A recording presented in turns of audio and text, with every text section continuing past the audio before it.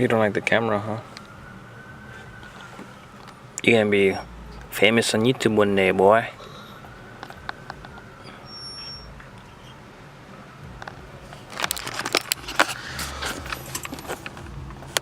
Whoa. Brownie, what you doing? Brownie? Brownie? What is up, everybody? It's Alex Romo here, Saturday morning, coming at you live from North Hollywood. We went to go take a trip down to the swap meet to visit our tailor, and in the process we decided to bring Brownie. So Brownie today woke up and he was feeling a little under the weather, and we decided, hey, what's the best we can do? We take care of him, we just keep him with us 24/7, attach him to our hip. Let me get this video up, or window. So the downside of recording video right here in North Hollywood is that in the parking lot, every single person that drives by here is playing the music of their people. Which I don't have a problem with it. But if I'm trying to record something and then I get that audio and then I upload it on YouTube, then they kind of strike it down as a copyright strike because of the music in the background, then I have an issue with it, whatever. So I'm trying to time it between cars. And it's like every single car here has the exact same song playing. I don't know, it's a thing apparently. So, back to Brownie. So Brownie woke up, he looked like he wasn't feeling too well. His tail was tucked between his legs. He puked, he had pooped a little bit of poop squirt. So we wrapped him up in a blanket and kept him warm. Before we left, he got way better. He started wagging his tail and he started picking his ears up, and he ate his food and he drank some water. So now he's just hanging out with me, but he's bored, you could tell. Obviously we didn't bring a leash, otherwise I would take him outside in the parking lot and walking him around. Damn, that music's so fucking annoying. God damn it. It's like these people are bumping music with the bass turned all the way up and the treble all the way down, maxing out their factory paper cone speakers, and they're just peaking, like they vibrate like all the rattly plastic in their car. I digress. So, a little bit about Brownie. We found him last summer wandering around North Hollywood conveniently, and he was bones. He was just a bag of bones, skinny as all hell. He was hungry, he was dehydrated, and most importantly, he needed our help. So obviously we gave him some water, gave him some food, and he wouldn't let anyone get near him. So we had to just pretty much put the food bowl at his feet and kind of just wait for him to eat it. Whenever I would get near him, he would try to growl at me, he would snap at me, and he's relaxed with me now. He enjoys my company. It did take a while for him to kind of gain a little bit of weight, and his skin, or not his skin, but his fur, his coat is glowing now, and he's doing a lot better. But today he's just under the weather. Hi. Alright, we're gonna go get some food right now.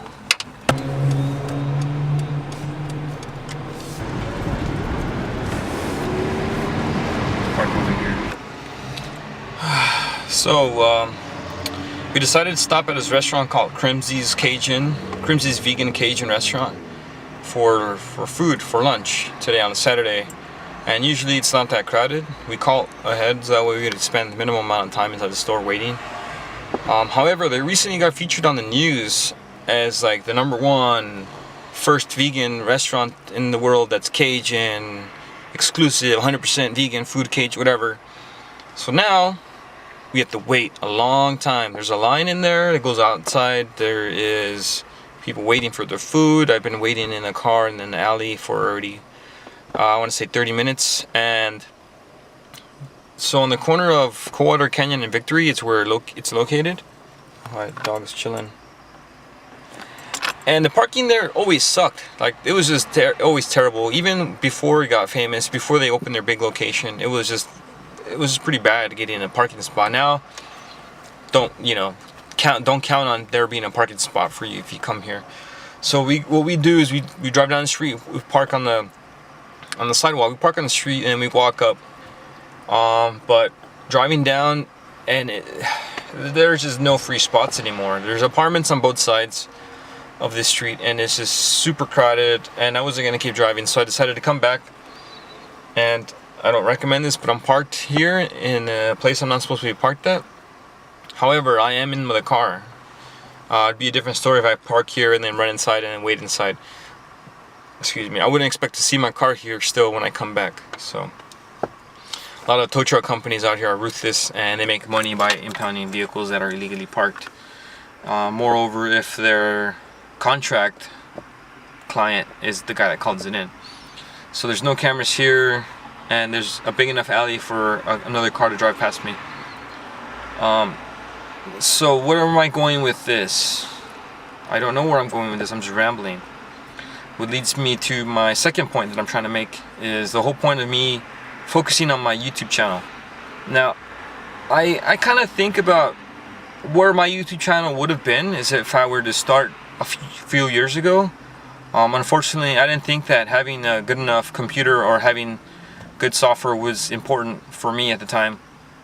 So editing video took a long time. My computer was a 32-bit Windows 8 server that I had used, and unfortunately, if you were to edit a video longer than 1 minute, it would crash. And so needless to say, my videos only lasted about a couple minutes or so. Let's fast forward to about 2012. I want to say 2012. I entered a contest, or my friends had volunteered me to be their editor and a filmer for a bicycle contest in Hawaii. And you do 2 days of filming. Realistically, you do 1 day of filming, and then the next day you do your editing, and then you burn a DVD and you take it to this, I guess you call it the premiere bar or whatever. At the time it was a bar. And everybody gets to show their video, what they recorded. Now, I was on a time crunch because, again, I could only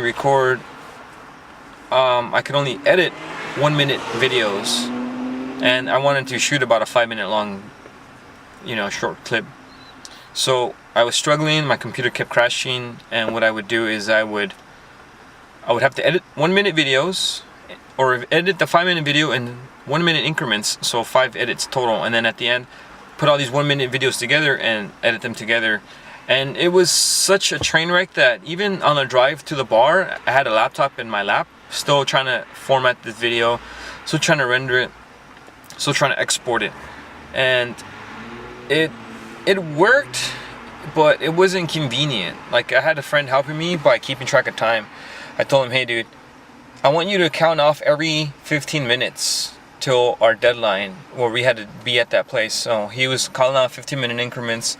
It was getting stressful for me. I was able to make it happen. I had to re-edit the video and have to re-export it and re-burn it because the DVD wasn't playing. And as soon as the DVD finished and it finalized, and then I was able to present my part, and it just worked out perfectly that way.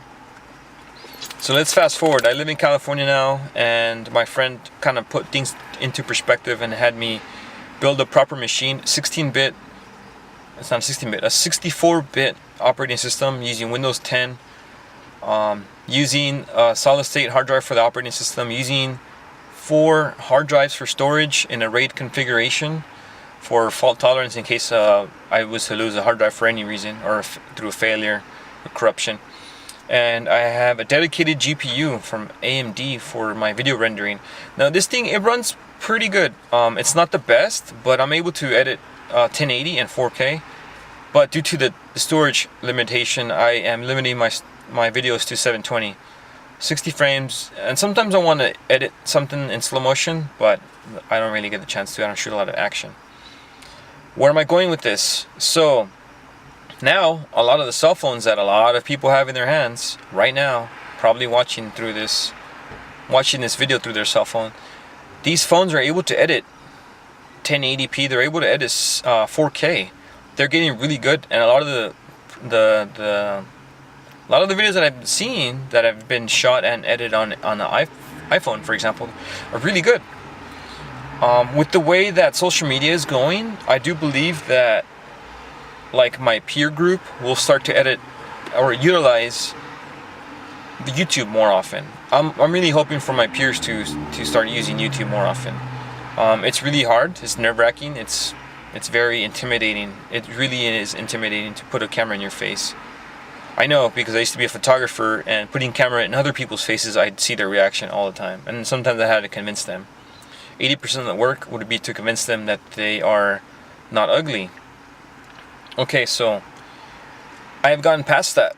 Now I pointed the camera on my own face, and I do kind of understand where they come from. But whether I feel a certain way or not, it's not going to change how I look. What matters is the personality that I convey into the camera. So a lot of the social media that I had grown up with and they become used to, for example MySpace, it did really well. It brought people together, and then it crashed and burned. Now Facebook, it's doing okay, it brings people together, but now it's more like a commercial advertisement thing where it's pretty much predictive content, where if you're searching on Amazon for a razor blade, all the ads on Facebook are going to be razor blades. Now that Instagram is one and the same as Facebook, now all the ads are relevant to what you have searched. And so a lot of people either copy what they see in the form of a meme or a clip like Vine, or a lot of this stuff is really just unoriginal. Very few of my friends who are photographers, they actually take pictures and they upload original content, which is good. I encourage that. But the majority of it is just dead. You click like on someone that your friend uploads, but there's like zero interaction. You try to comment on the bottom of it like, hey man, where did you go? This looks like a pretty interesting campsite. Very few people will respond. Usually they're busy. They're going on with their lives. Cool. But I feel like YouTube is going to be the next thing that, as soon as more people start to understand it, it'll be utilized by more people that I know. Now, here is the one and the only and biggest hurdle is the editing. Like, it's not easy to just start editing and to be good at it. There's a mechanical side, and then there's an artistic side. Like, obviously you got to learn how to use the tools in your editing software, but moreover you need to learn how to edit the video to where it's important and it gives you the message and is most importantly entertaining. So right now I'm already filming about 9 minutes of video. I'm still waiting for my food. Sandra's waiting inside the restaurant. I'm babysitting the puppy, and he's not having it, man. He's fed up just as much as I am. So aside from actually recording your content, going through the edit process in order to make the content interesting, and in order to just engage the viewer and to just keep them viewing, is also it takes time. I'm still trying to figure that out. Like, in the early 2000s, I was getting into video and I just shot what I liked. Honestly, I wanted to shoot it for myself, and when I was able to watch the stuff that I edit and I became entertained, I was able to show my friends, like, through on my computer. Honestly, this is before Facebook and YouTube was around. Or I would email them like a 5 megabyte video that would be like 30 seconds, and it would grab their attention and be so cool, and they would email those back and forth. Now, learning those fundamentals, I got to understand what is it that makes a video interesting. What is it that makes a video that's not boring? And then now that we're finishing off the 2020, already 20 years later, basically 18 years later, the fundamentals are still there. People's attention span is very limited, and it's something that needs to be respected. So, good news, Sandra has returned. What? The puppy's just sitting down. Can you take him? Yeah, so anyways, I need to get the puppy. Thank you guys, and then we'll pick this up. So enough ranting. Basically, the point that I'm trying to make is that for myself personally, I'm gonna be filming, talking to this camera as if my best friend himself would be the only viewer, and I want to still interact with my friends. I'm like, hey man, I've recorded this video because I eventually want you to see it. Back to what kind of started my rant, is that the social media aspect is being taken over by the masses, and it's being flooded with advertisements, it's being flooded with propaganda, it's being flooded with biased, partisan arguments. Like there's always a bipartisan argument, any way, shape, or form that is biased, and it's being kind of custom tailored to fit a person's agenda, and it just makes people angry. And Starting route to Chevron. So anyways, but like the bipartisan arguments that are just very flooded into the media, it's finding its way into social media. The tool that was created to keep people connected, it is now being, corrupted by that. This video, it's myself talking to the camera with the intent that my friends are watching. My friends, subscribers, best friends, neighbors, anybody really. The message that I'm trying to say is that if my friends were to also do the same thing, it's a really big challenge because not a lot of people have the time or the patience or whatever to film a video, or the confidence really to talking to the camera. Trust me, I'm nervous doing that right now, and to kind of have my friends do that, actually I would think that'd be awesome, because I would view their videos. Like it's hard to call somebody and keep them on the phone for an hour and get up to speed on how you been or whatever. They're busy, I'm busy, we're all busy, cool, end of story. But YouTube can be used as a tool to leverage your time. Even if throughout the day you record little snippets here and there. People do that on Snapchat, but Snapchat again is being used with advertisements, and I guess there's like this big deal with their update. I never really liked Snapchat after they started pumping it full of ads and advertisements and selective content. So Snapchat did away with it. Instagram, it's kind of like on a tipping point right now, but nothing is going to influence my video.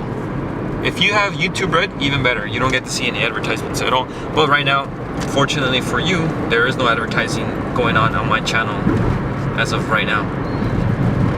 So what am I trying to say? What I'm trying to say is I would like for my friends to also create YouTube content. It'd be awesome, honestly. I would feel like it would bring my friends together. Like the friends that I used to have and hang out with on a weekly basis, like obviously these guys have grown and have used your time for other ventures, but we could use YouTube as a way to kind of keep us in a circle, kind of keep us tight knit. Damn, traffic sucks, dude. There's always someone that's doing under the speed limit. God damn it. Anyways, I don't think I should be editing or filming while I'm driving, even though I'm not focusing on the camera. It's just so stupid that people don't want to drive the speed limits. So yeah, I really look forward to what other people will do. Anybody sharing their content, I'll definitely subscribe to them. But it's not hard, it's not scary. It is at first, but it gets easier every time. Thank you guys for watching. Don't forget to hit subscribe. Don't forget to subscribe to my channel, click like, leave a comment. And I look forward to hearing from everybody's input and feedback. Awesome. Thank you so much. Take care.